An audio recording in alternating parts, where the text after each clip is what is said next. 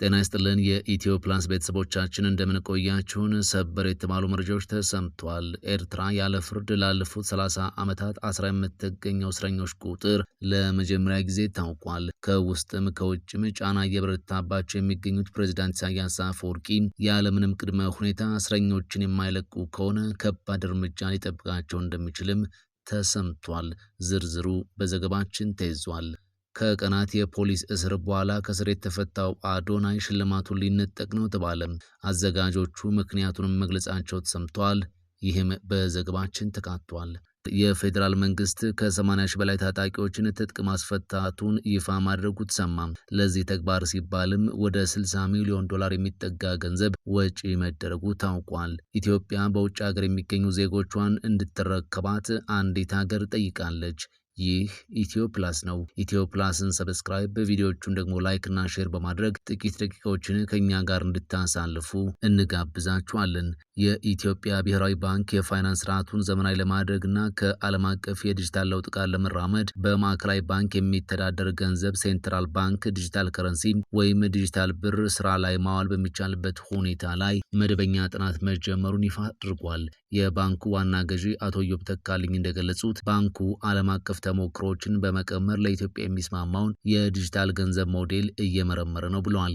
በአሁኑ ወቅት ከ100 በላይ የዓለም ሀገራት ተመሳሳይ ዲጂታል ገንዘቦችን በሙከራ ወይንም በትግበራ ላይ ይገኛሉ።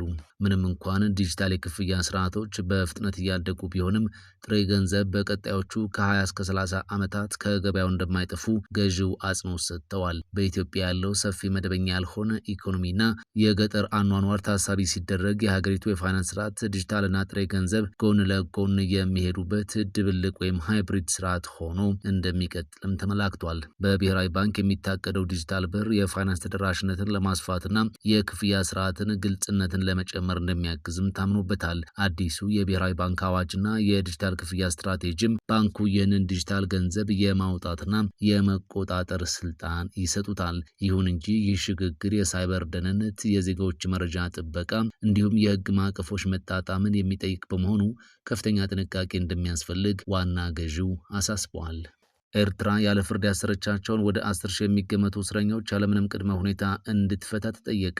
ኤርትራ ያለ ፍርድ ያሰረቻቸውን ወደ 10 ሺህ የሚገመቱ እስረኞች ያለምንም ቅድመ ሁኔታ እንድትፈታ የተባበሩት መንግስታት ድርጅት የሰብአዊ መብት ኮሚሽን ጥሪ አቅርቧል። ከእነዚሁ ታሳሪዎች G11 የተባሉ የሚታወቁ ከፍተኛ የአመራር አባላት፣ ጋዜጠኞች፣ ፖለቲከኞችና ተማሪዎች እንደሚገኙባቸው ድርጅቱ ይፋ አድርጓል። የተባበሩት መንግስታት ድርጅት የሰብአዊ መብቶች ኮሚሽን ቃል አቀባይ ሴፍ ማጋንጎ ትላንት ጄኒቫ ላይ እንዳሉት በ79 ዓመቱ ፕሬዝዳንት ኢሳያስ አፈወርቂ የምትመራው ኤርትራ በአውሮፓውያኑ የዘመን አቆጣጠር በ1993 ከኢትዮጵያ ተነጥላ ነፃ ሀገር ከሆነችበት ጊዜ አንስቶ በሰብአዊ መብቶች መለኪያ ዝርዝር ከስር ትገኛለች ብለዋል። ኤርትራ በቅርቡ ከ18 ዓመታት የዘፈቀደ እስር በኋላ 13 እስረኞችን መልቀቋ እንደ በጎ እንደሚመለከቱት የገለጹት ቃል አቀባዩ ሌሎች ያለ ፍርድ የታሰሩ ወደ 10 ሺህ የሚጠጉ ኤርትራውያንንም ያለምንም ቅድመ ሁኔታ እንድትለቅም አሳስበዋል። ትላንትናም ወደ 48 የሚደርሱ ያለ ፍርድ የታሰሩ ኤርትራውያን መፈታታቸው ተሰምቷል። ይህም በቅርብ ጊዜ ውስጥ የኤርትራ መንግስት የፈታቸው እስረኞች ወደ 98 እንዲደርስ እንዳደረገውም መረጃዎች ጠቁሟል። ያለ ፍርድ የታሰሩት እስረኞች ከዋና ከተማ አስመራ በቅርብ ርቀት በሚገኘው ማይስራው በተባለ እስር ቤት ከፍተኛ ሙቀትና ቅዝቃዜ በሚፈራረቅባቸው የብረት ኮንቴነሮች ውስጥ እንደሚገኙም ገልጸዋል። የተባበሩት መንግስታት ድርጅት የሰብአዊ መብት ኮሚሽን የኤርትራ ባለስልጣናት አገሪቱ ዓለም አቀፍ የሰብአዊ መብቶች ድንጋጌዎችን እንድታከብር አስፈላጊውን ድጋፍ ለማድረግ ዝግጁ መሆኑን መግለጹንም የዘገበው አጃንስ ፍራንስ ፕሬስ ነው። የማይናማር መንግስት ኢትዮጵያን ጨምሮ በርካታ ሀገራት ዜጎቻቸውን እንዲቀበሉ ጥያቄ አቅርቧል። ማይናማርን እያስተዳደረ የሚገኘው ወታደራዊ መንግስት በማጭበርበሪያ ካምፖች የያዛቸውን የውጭ ሀገራት ዜጎች ሀገራቱ እንዲቀበሉ ጥሪ አቅርቧል። በቅርቡ በታይላንድ ድንበር አካባቢ በተደረጉ ዘመቻዎች በርከት ያሉ የውጭ ሀገራት ዜጎች መያዛቸው ሲታወስ እነዚህን የያዛቸውን ለመቆጣጠርና ለማስተዳደር ስለተቸገረ የዜጎቹ ሀገራት በተቻለ ፍጥነት ቶሎ እንዲቀበሉ ማይናማር ጠይቃለች። ማይናማር ዘመቻው ባለፈው ባለፈው ጥር ከተጀመረ ወዲህ ከ47 ሀገራት የተውጣጡ 13272 የውጭ ሀገራት ዜጎችን መያዟን ስትገልጽ አብዛኞቹ ወደ ሀገራቸው ተመልሰው አሁንም 1555 ያህሉ እዛው እንደሆኑ ገልጻለች።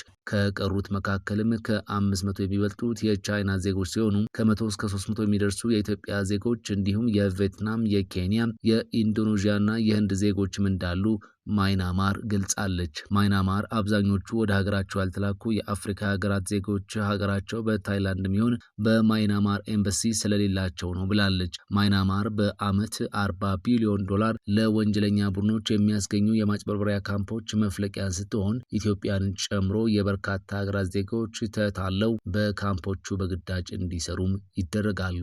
በፖሊስ ቁጥጥር ስር ውሎ የነበረው ቲክቶከር አዶናይ ከቀናት እስር በኋላ ተለቋል። በቅርቡ የፌዴራል ፖሊስና የአዲስ አበባ ፖሊስ በማህበራዊ ሚዲያ በተለይም በቲክቶክ ላይ የማህበረሰቡን ሞራልና እሴት የሚሸረሽሩ ተግባራትን ይፈጽማሉ ባላቸው ግለሰቦች ላይ የጀመረውን እርምጃ ተከትሎ በቁጥጥር ስር ውሎ የነበረው ቲክቶከር አዶናይ ከቀናት የእስር ቆይታ በኋላ ትላንት ከሰዓት ተለቋል። አዶናይና ሌሎች 5 ቲክቶከሮች በፌዴራል ፖሊስ ወንጀል ምርመራ ቢሮ ተይዘው የነበረ ሲሆን ፖሊስ በጥርጣሬ ለያዛቸው ግለሰቦች የ14 ቀን የጊዜ ቀጠሮ ጠይቆባቸው እንደነበረ ይታወሳል። የአዶናይ ጉዳይ በምርመራ ሂደት ታይቶና አስፈላጊውን ምክር ተሰጥቶት በዋስ እንዲለቀቅ መደረጉ ተሰምቷል። ከእስር የመለቀቁ ሂደት ከቅርብ ቀናት ወዲህ የተነሳ ካለው ጉዳዩን በሽምግልናና በምክር የመፍታት አዝማሚያ ጋር የተያዘ መሆኑ ተገምቷል። ከዚህ ቀደም በተመሳሳይ ጉዳይ ተይዘው የነበሩ አንዳንድ ግለሰቦች ይዘቶቻቸውን በማስተካከልና ይቅርታ በመጠየቅ እንዲሁም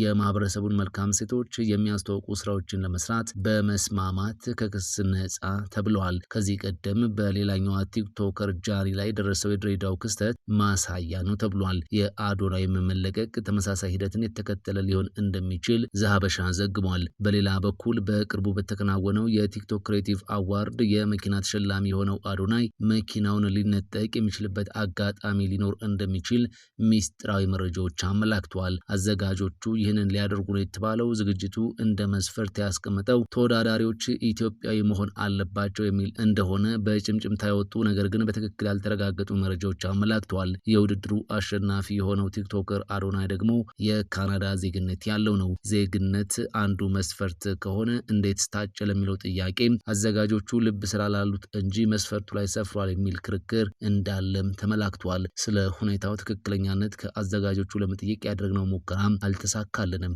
82,000 የቀድሞ ተዋጊዎች በ4 ክልሎች ወደ መደበኛ ኑሮ መቀላቀላቸው ተሰማ።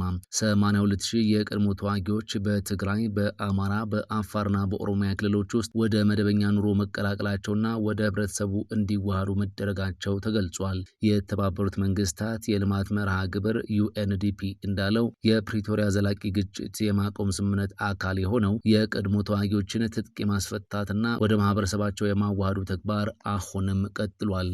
በአማራ ክልል ከሚንቀሳቀሱ የፋኖ ቡድኖች አንዱ አንጃ የሆነው የአማራ ፋኖ ህዝባዊ ድርጅት አፋሕድ ባለፈው ሳምንት ከክልሉ መንግስት ጋር አደረገ የተባለውን የሰላም ስምምነት ተከትሎ ተዋጊዎችን ትጥቅ የማስፈታትና የማዋሃድ ስራ መጀመሩን የገለጹት የዩኤንዲፒ የኢትዮጵያ ተወካይ ሳሙኤል ጋይዲ ተመሳሳይ ያሉት ስራ በኦሮሚያ ክልል ለማስጀመር ጥናት መጀመሩን እንደሚያውቁም ከዲደብሊው ዘገባ ላይ ተመልክተናል። የዩኤንዲፒ የኢትዮጵያ ተወካይ ሳሙኤል ጋይዲ በጦርነት የከፋ ጉዳት ባስተናገደው በሰሜን ኢትዮጵያ ለሰላም ለልማት የበለጠ ሀብት ፈሰስ የምናደርገው በግጭት የተጎዱ ማህበረሰቦችን ህይወት ለማገዝና ለደረሰው ሰብአዊ ቀውስ የመከላከያ እርምጃ ለማጠናከር ነው ብለዋል። በድርጅት ስር ያለው የሰላም ድጋፍ ተቋም ጥምረትና የቀድሞ ተዋጊዎችን ትጥቅ አስፈትቶ ወደ ማህበረሰባቸው ለመቀላቀል በሚደረገው ጥረትም በዚህ ዓመት ብቻ ወደ 60 ሚሊዮን ዶላር የሚጠጋ ገንዘብ ወጪ ማድረጋቸውን አንስተዋል። ይህም ግጭትና ጦርነት ምን ያህል አውዳሚ እንደሆነ ማሳያ ነው ብለዋል። ይህ ገንዘብ ለልማትና ለዘላቂ ሰላም ቢውል ኖሮ ሊመጣ ይችል የነበረውን የእድገት ስራም በቁጭት አንስተዋል። 82,000 የቀድሞ ተዋጊዎች በ4 ክልሎች ወደ መደበኛ ኑሮ እንዲቀላቀሉ መደረጉ ተነግሯል። አሁን በትግራይ፣ በአማራ፣ በአፋርና በኦሮሚያ 82,000 የቀድሞ ታጣቂዎችን ትጥቅ አስፈትተናል። ስለዚህ ወደ ማህበረሰቡ የማዋሃዱ ዘመቻ አሁንም ቀጥሏል። የሰላም ድጋፉ ማህበረሰቦችን ኢኮኖሚያቸውንና ሌሎችንም መልሶ ለመገንባት ለማስፋት እየሞከረ ነው ብለዋል። ኢትዮጵያ ለአፍሪካም ይሁን ለዓለም እጅግ በጣም ስትራቴጂካዊ ሀገር ናት ያሉት በተባበሩት መንግስታት የልማት መርሃ ግብር የኢትዮጵያ ተወካይ ሀገሪቱ ከቀይ ባህር መገኛ እስከ የአፍሪካ ህብረት መቀመጫነቷን በመጥቀስ የኢትዮጵያ ሰላም ከመላው የአህጉሩ ሰላም ጋር የተቆራኘ መሆኑን ጠቅሰው አዳዲስ የቀድሞ ተዋጊዎችን ትጥቅ የማስፈታትና ወደ ማህበረሰቦች የማዋሃድ ጥረት መጀመሩን ተናግረዋል። ይህ ኢትዮ ፕላስ ነው። ኢትዮ ፕላስን ሰብስክራይብ፣ ቪዲዮዎቹን ደግሞ ላይክ እና ሼር በማድረግ ስለምትደግፉንና ስለምታበረታቱን ከልብ እናመሰግናለን።